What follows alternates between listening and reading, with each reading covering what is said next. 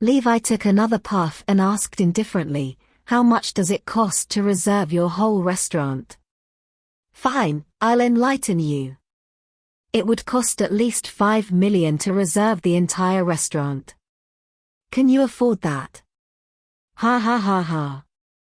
The servers laughed out loud when they saw the astonished look in Levi's eyes. Levi finished up his smoke and stubbed out his cigarette. "So that's all you need to reserve the whole place? Just a mere $5 million?" Levi said with a sardonic smile. $5 million is just chicken feed to me. "Don't act like some big shot when you are just a nobody," sneered the servers. "Look at those cheap stuff you're smoking. You couldn't even afford something better than those lousy, filthy, 10 for a pack of cigarettes." Just when Levi was about to take out his wallet and put down the reservation, a high-pitched voice came up from behind. "Who's the one that's looking to make a scene here at Northampton Center? Let me see who the hell is he?" Levi could feel a few shadows had gathered behind his back. The voice came from a young man fully clad in Versace outfit with a Rolex Submariner on his wrist. Even his shoes were custom-made from overseas.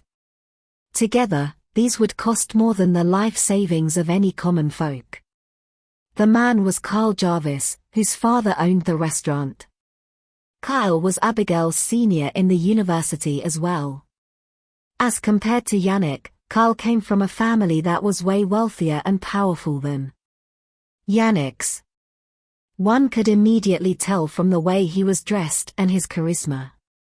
Kyle was a playboy known for his flings with different women, and his latest conquest was an internet celebrity. "Oh. What brings you here, Abigail?" Kyle's eyes lit up when he saw Abigail standing behind Levi. "Hello, Kyle. I'm here to make a reservation," Abigail said tensely. Several times, Kyle had tried to woo her in the most exaggerated fashion. Slap. Kyle gave a tight slap to the server next to him after he heard Abigail's recount of what had happened. "Don't you know that she is my dearest classmate?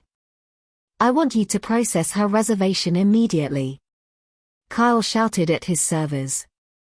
"But it's not your classmate who wanted to reserve our restaurant, sir," the server said feebly. "It was this man who wanted to reserve the whole restaurant for one full day."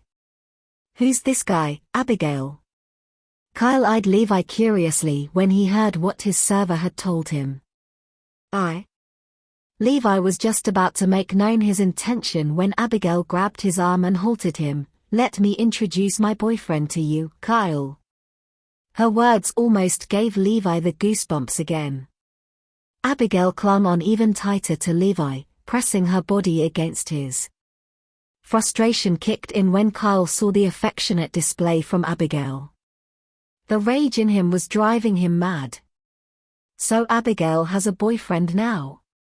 What made her set her eyes on such an unsightly fellow? Doesn't he look like some beggars on the streets? Are you kidding, Abigail? Kyle suppressed his anger and forced out a smile. "Why do you have to go get some beggars off the streets to act as your boyfriend? Are you going to such great lengths just to avoid me? Why do I have to lie to you, Kyle?" Abigail rebuffed. "We've just stayed in the same place the night before, haven't we?" Levi nodded in acknowledgement. Since it was true that they had stayed in the same place the night before, little did he know that others would interpret that differently. It was as good as telling them that Levi and Abigail were sleeping on the same bed. "I'm utterly disappointed in you, Abigail." Kyle was raving mad as he shouted at her. "How could you give in to his honeyed words? It pains me to know that you are such a loose and disgusting woman who would sleep around with beggars like him." His words elicited a cold, hard stare from Levi. "What did you just say? Say it again. How dare you insult the cousin of my beloved wife? Are you looking to die?"